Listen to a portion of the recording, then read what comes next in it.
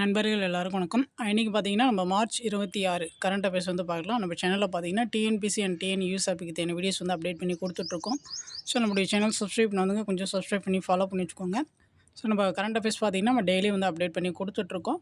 நீங்கள் ரெகுலராக follow பண்ணிக்கிட்டீங்கன்னா, current அஃபேர்ஸ்லேருந்து கேட்குற கொஸ்டின்ஸ்க்கு வந்து ஆன்சர் பண்ணிக்கலாம். சரிங்களா? சரி வாங்க பார்க்கலாம். ஃபர்ஸ்ட் கொஸ்டின் பாருங்கள். உலக கண்டென்டர் டேபிள் டென்னிஸ் போட்டி எங்கு நடைபெறுகிறது? ஸோ, எங்கே நடந்துகிட்ருக்கு அப்படின்னு சொல்லி பார்த்தீங்கன்னா, ஸோ சென்னையில் தான் வந்து நடந்துகிட்ருக்கு. இதை வந்து யார் தொடங்கி வச்சாங்க அப்படின்னு சொல்லி பார்த்தீங்கன்னா, துணை முதலமைச்சர் இருக்கார் இல்லையா, உதயநிதி ஸ்டாலின், அவர் தான் வந்து தொடங்கி வச்சார். ஸோ அடுத்து பாருங்கள். ஸோ ஆசிய மல்யுத்த போட்டி எங்கே நடைபெறுகிறது? இப்போ பார்த்தீங்கன்னா ஆசிய லெவலில் ஸோ மல்யுத்த போட்டி வந்து நடத்திட்டுருக்காங்க. ஸோ எங்கே நடந்துகிட்ருக்கு அப்படின்னு சொல்லி பார்த்தீங்கன்னா, ஜோர்டன். ஸோ அங்கே வந்து நடந்துகிட்ருக்கு. சரிங்களா? அடுத்து பாருங்கள். ஸோ ஒரே நாடு ஒரே தேர்தல் தொடர்பான இரு மசோதாக்களை குறித்து ஆராய யாருடைய தலைமையில் குழு அமைக்கப்பட்டது? ஸோ இதுக்கான ஆன்சர் பார்த்திங்கன்னா ஆப்ஷன் பி, பிபி சௌத்ரி. உங்களுக்கு வந்து டவுட்டாக இருக்கும்.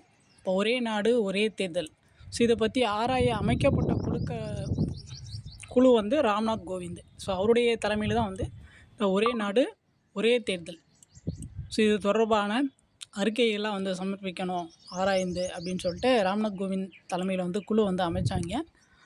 இது தொடர்பான அந்த மசோதாக்களை வந்து ஆராயறதுக்காக தான் வந்து பிபி சௌத்ரி தலைமையில் வந்து குழு அமைச்சிருப்பாங்க. ரெண்டுத்தையும் வந்து கன்ஃபியூஸ் பண்ணிக்கூடாது. அடுத்து பாருங்கள்.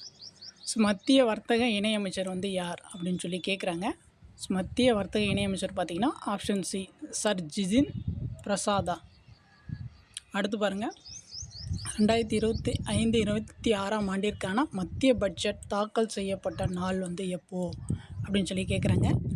ஸோ மத்திய நிதித்துறை அமைச்சர் வந்து யார் அப்படின்னு சொல்லிட்டு தெரியும், நிர்மலா சீதாராமன். அவங்க வந்து பட்ஜெட்டை வந்து எப்போ தாக்கல் செஞ்சாங்க அப்படின்னு சொல்லி பார்த்தீங்கன்னா, February 1, 2025 வந்து தாக்கல் செஞ்சாங்க. அடுத்து பாருங்கள். வருமான வரி சட்டம். ஸோ வருமான வரி சட்டம் வந்து எப்போது ஏற்றுனாங்க அப்படின்னு சொல்லி பார்த்தீங்கன்னா 1961 வந்து ஏற்றுனாங்க. வருமான வரி சட்டம் வந்து ஸோ 1961. ஸோ அடுத்து பாருங்கள். ஸோ இப்போ பார்த்தீங்கன்னா ரீசெண்டாக வந்து நமக்கு ஊதியங்கள்லாம் வந்து உயர்த்த போகிறோம் அப்படின்னு சொல்லிட்டு ஸோ 8வது ஊதியக்குழு வந்து அதை பற்றி நம்ம நியூஸில் வந்து நிறைய கேள்விப்பட்டிருப்போம். ஸோ 8வது ஊதியக்குழு எப்போ நடைமுறைக்கு வரப்போகுது அப்படின்னு சொல்லி பார்த்தீங்கன்னா 2026 ஜனவரி 1 நடைமுறைக்கு வரப்போகுது. ஸோ இப்போ பார்த்தீங்கன்னா ரீசெண்டாக வந்து ஒரு நியூஸ் வந்து என்ன சொல்லியிருக்காங்கன்னா, நாடாளுமன்ற உறுப்பினர்களின் ஊதியம் பார்த்திங்கன்னா ஸோ உயர்த்த போகிறாங்க. எவ்வளோ உயர்த்த போகிறாங்க அப்படின்னு சொல்லி பார்த்தீங்கன்னா 24% வந்து உயர்த்த போகிறாங்க. ஸோ நாடாளுமன்ற உறுப்பினர்களின் ஊதிய உயர்வு பார்த்திங்கன்னா 24% வந்து உயர்த்த போகிறாங்க. ஸோ இது வந்து ரொம்ப முக்கியம். அதுக்கப்புறமா பார்த்திங்கன்னா, கச்சத்தீவு இலங்கைக்கு கொடுக்கப்பட்ட ஆண்டு வந்து எது அப்படின்னு சொல்லி பார்த்தீங்கன்னா ஆப்ஷன் டி, 1974. ஸோ அதுக்கப்புறமா பார்த்திங்கன்னா, தமிழ் இந்தோ ஐரோப்பிய மொழிகளின் வேர்ச்சொல் ஒப்பீட்டு அகராதி நூல்களை வெளியிட்டவர் வந்து யார் அப்படின்னு சொல்லி கேட்குறாங்க. ஸோ இதுக்கான ஆன்சர் பார்த்திங்கன்னா ஆப்ஷன் ஏ, மு.க. ஸ்டாலின். அவர் தான் வந்து வெளியிட்டிருப்பார். ஸோ அவ்வளோதான். ஸோ இன்றைக்கான கரண்ட் அஃபேர்ஸ் வந்து நம்ம கொடுத்தாச்சு. உங்களுக்கு வேறு ஏதாச்சும் டவுட் இருந்துச்சுன்னா நீங்கள் வந்து கமெண்ட் பண்ணுங்கள். ஸோ இப்போ தான் வந்து நம்ம சேனல் ஃபஸ்ட் டைம் பார்க்குறீங்கன்னா கொஞ்சம் சப்ஸ்கிரைப் பண்ணுங்கள், சப்போர்ட் பண்ணுங்கள், ஃப்ரெண்ட்ஸ்க்கு வந்து ஷேர் பண்ணுங்கள். தேங்க்யூ.